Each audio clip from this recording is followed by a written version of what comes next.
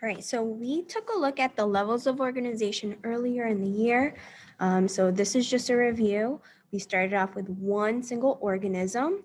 And when we took that one organism and there was a group of that same type of organism, it was called a population. So here we have one hammerhead shark, and a group of hammerhead sharks would be a population.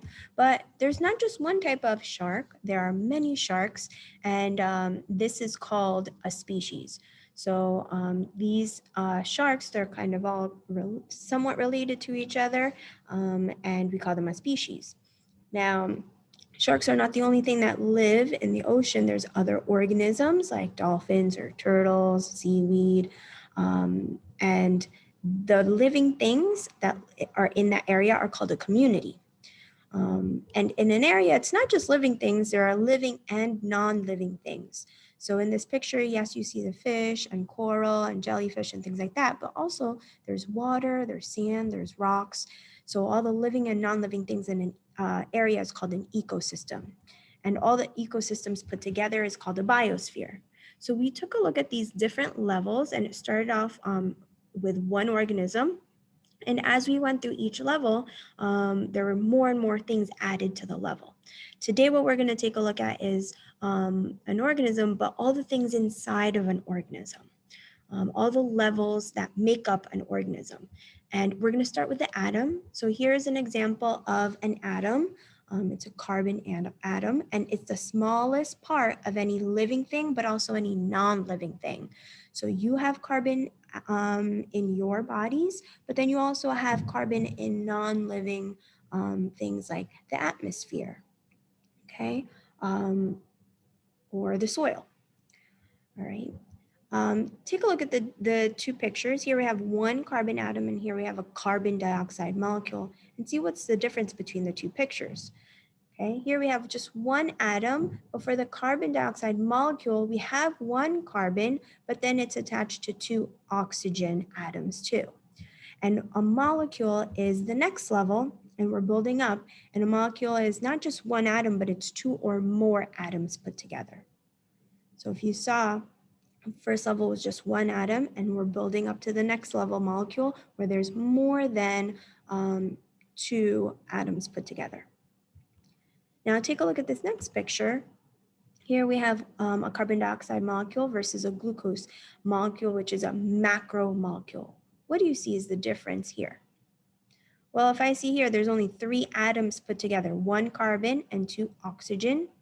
But here we have lots of atoms. I see lots of C's, which is carbon, the H's, which are the hydrogen atoms, and then the O's, which are the oxygen atoms. I see many of them. And what macro and macromolecule means is it means it's a big molecule because it's made up of many atoms. So if you see, we're building up from each level. Now, macromolecules, you put a bunch of macromolecules together and you'll make the next level, which is an organelle. And we've taken a look at these organelles, these structures. The chloroplast has a specific job in the cell, and its job in the cell is to make, to do photosynthesis, to help the plant make food. Okay, and mitochondria is found in the cells of plants and animals, and they help to break down food to get ATP energy out of them. So organelles are structures that are inside of cells. They're made up of macromolecules, and they have a specific job to do. Take a look at this picture. Okay, these two pictures. Here we have one chloroplast organelle, but here we have a plant cell. And if you can see, there's not just one chloroplast that's here, there's many chloroplasts that's inside the cell, but then there's also all these other structures. There's mitochondria, which we just talked about. It helps with cellular respiration and breaking down food for energy. There's a large vacuole, cytoplasm. There's all these little parts within the cell. There's all these organelles. All of these are organelles. So a cell is the smallest thing that's in a living thing, and it's made up of organelles. So unlike the atom can be found in living and non-living things. The cell is only found in living things, and it's the smallest part of living things. And there's cells in plants, there's cells in animals, there's cells in bacteria. Now take a look at these two pictures. What's the difference? Well, for the cell, I only see one structure, one cell. And remember, inside there would be organelles. We can't see them right now, but inside there would be. And here a tissue would be not just one cell, it's many cells put together. So a tissue is, the next level would be a tissue, and a tissue is a group of similar cells and they're put together. Now, what if we put a bunch of tissue together? What are we going to make? Well, here is a tissue, and there is a bunch of smooth muscle cells to make this tissue. And if we put a bunch of the tissue together, it'll make an organ. And here's an example of an organ, which is the stomach. And an organ is a structure that's made up of a bunch of tissues, and they do a specific job for the body. So the stomach is going to break down the food that we eat.